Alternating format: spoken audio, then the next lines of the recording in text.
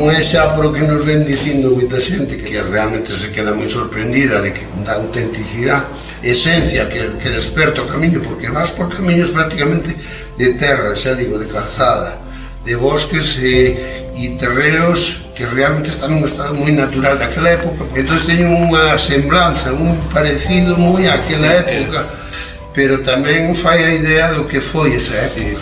E iso é o que alimenta moitas veces a alma. Eu creo que moitas veces cando te pus no camiño non buscas únicamente precisamente o disfrute no sentido turístico da palabra, sino o que buscas é a esencia dos valores que realmente hoxe en día non encontras. Hoxe vivimos nun mundo moi rápido, de transmisión de valores, necesítase tempo e ao mellor certo sacrificio para entendelos.